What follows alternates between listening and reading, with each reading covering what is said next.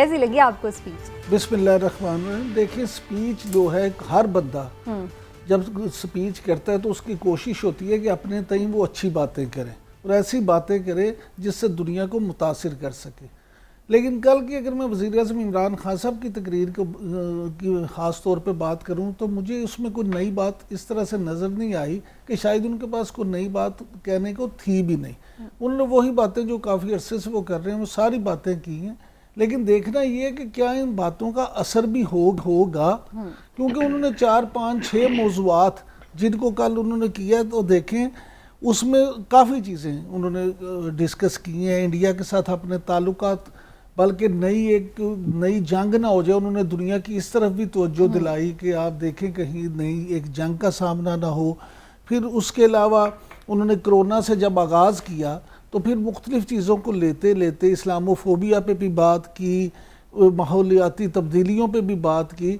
तो मुझे ऐसा लगा कि जो उनके पर्सनल एजेंडे हैं सियासी तौर पे, उस पे उन्होंने अपने तकरीर में वो सारी चीज़ें शामिल की। सियासी एजेंडे रखे, सियासी एजेंडा जो उनका है यहाँ, और अपने वोटर को भी खुश करने की कोशिश की कि वो उनका वोटर जो बातें सुनकर खुश होता है उसका भी उन्होंने ख्याल रखा। तो इस लिहाज से तो उनकी तकरीर जो है वो कहा जा सकता है कि एक इस लिहाज से अच्छी तकरीर थी कि उन्होंने अपने वोटर को भी खुश किया और अपना एजेंडा भी वहाँ पे बयान किया। ठीक हो गया। इलाली साहब, आपको लगता है कि प्राइम मिनिस्टर साहब ने पाकिस्तान का मुकद्दमा सही अंदाज से लड़ा?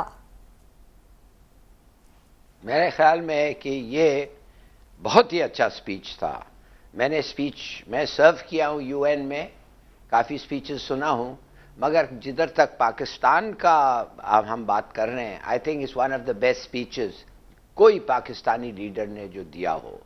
और उसमें खूबी 2-3 रीजंस के लिए थी। एक वो था कि जब वो अफगानिस्तान की मिसाल के तौर पे बात कर रहे थे, he was speaking from the heart.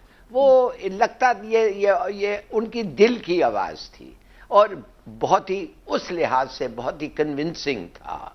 जब उन्होंने कश्मीर पे भी आए, वो भी उन्होंने सब पॉइंट्स को टच किया, राइट पॉइंट्स को टच किया, और कुछ लम्हे के लिए उन्होंने अपने दिल से भी बोला।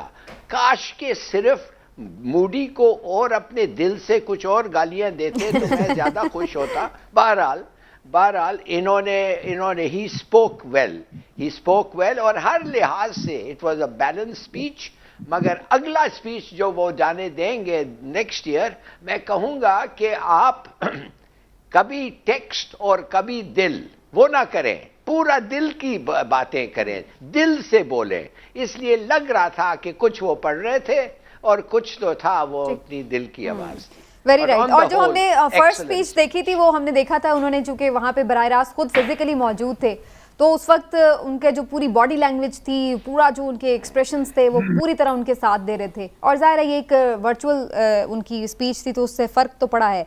लेकिन जनरल साहब की राय भी जानते हैं। जनरल साहब, आपके ख्याल से स्पीच में और क्या बेहतर हो सकता था? क्या कोई ऐसे टॉपिक्स थे जो इस स्पीच का हिस्सा हो सकते थे, या कोई ऐसे टॉपिक थे जो स्पीच में ना शामिल किए जाते तो बेहतर होता?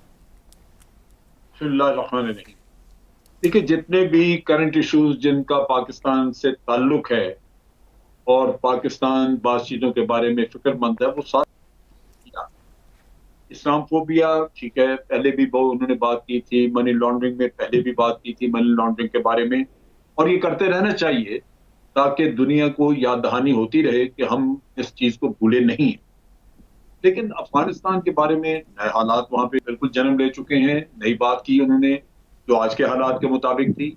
इसी तरह कश्मीर के बारे में जो वहाँ सैयद अली शाह गिलानी के मामले में, और फिर इस्लामोफोबिया जो लिंक की मुसलमानों के लिए मुश्किल, ये सारी वो चीजें हैं जो आज के हालात के मुताबिक हैं।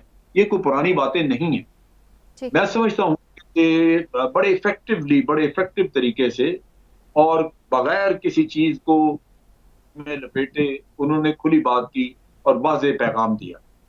इसमें अगर आप ये सोचें कि इसका हम हमेशा बात करते हैं कि जी पिछली दफा भी तकरीर हुई तो क्या नतीजा निकला।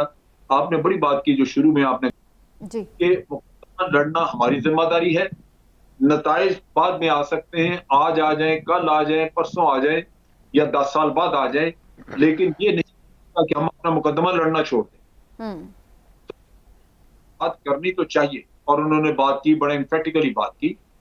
और मैं लाजमन मैं समझता हूं कि इसका हरगिज ये नहीं मतलब लेना चाहिए कि इसके नताइज आपको आज मिल जाएंगे या कल, लेकिन अफगानिस्तान के मामले में जो कुछ था वो खित्ते के हमारे तमाम जो मुल्क उनके साथ अफगानिस्तान। ठीक, जनरल साहब आपकी आवाज़ में कुछ डिस्टॉर्शन भी है, हम कोशिश करते हैं इसको भी फिक्स कर लें। मीनवाइल थोड़ा आगे बढ़ाती हूँ डिस्कशन को। ये तो हमारा एक ओवरऑल एनालिसिस हो गया, लेकिन जो 2-3 मेन चीज़ें हैं, ज़ाहिर है कि कश्मीर के हवाले से, अफगानिस्तान के हवाले से, इस्लामोफोबिया के हवाले से, उस पर मैं ज़रूर डिटेल में भी बात करना चाहूँगी। इमरान साहब, इस्लामोफोबिया के हवाले से उन्होंने ये तजवीज़ दी है कि एक इंटरनेशनल डायलॉग जो है उसका इनेकाद किया जाए। आप समझते हैं इससे ये जो इस्लामोफोबिया का एक फिनोमेना है उसको डील करने में मदद मिल सकती है? एक अच्छी तजवीज़ है, काबिल अमल है? मैं समझता हूँ कि अच्छी तजवीज़ है और बिल्कुल काबिल अमल होनी चाहिए। उसकी वजह यह है कि आप दुनिया को जितना इससे आगाह करेंगे, इस मौजू पे जितनी खुल के बात की जाएगी, जितनी डिस्कशंस होंगी और जिस तरह से आप इस पे वेस्ट को ख़ास तौर पे इन्वॉल्व करेंगे तो उसके मुस्बत नताइज सामने आएंगे। उस वक्त तक कभी भी कोई मसला हल नहीं हो सकता जब तक उस पर कोई डिबेट ना हो। तो ये एक अच्छी तजवीज़ है, इस पे होना चाहिए। बल्कि मैं समझता हूँ खुद वज़ीर-ए-आज़म इमरान खान साहब हो सकता है क्या वर्ल्ड के लिए इतनी बड़ी चीज़ है कि जिसके लिए वो इस तरह से कुछ स्पेशल एहतमाम करेंगे? मैं यही कह रहा हूँ ना कि पाकिस्तान को खुद इनिशिएट करना चाहिए और वज़ीर-ए-आज़म इमरान खान साहब को इसकी मेज़बानी करनी चाहिए और उनको ये करना चाहिए। उस पर वो एशियन डेवलपमेंट बैंक से मदद लें, वर्ल्ड बैंक से लें, यूनाइटेड नेशन के पास जाएं, यूरोपीय यूनियन के पास जाएं और वो सबसे मिलके खुद इसको लीड करें। तो मैं समझता हूँ कि शायद उनके सियासी कद में भी इजाफा होगा और इससे बेहतरी भी आएगी। लेकिन अगर वो सिर्फ इस बात को कह दिया कि अच्छा कि वो लोग करें, यूनाइटेड नेशन उसको उन्हें करें, क्या जरूरत पड़ी है, वो उस पर उस तरह से नहीं काम करेंगे। लेकिन अगर ये खुद इनिशिएट करते हैं, इसको लीड करते हैं, तो मैं समझता हूँ कि अच्छी तजवीज़ हो सकती है। और यूनाइटेड नेशन में जो हमारी एक करारदाद पड़ी हुई है उसका क्या हाल है? अभी तक तो वो ही नहीं उनसे इम्प्लीमेंट हो पाई, तो और क्या उन्होंने करना है। लेकिन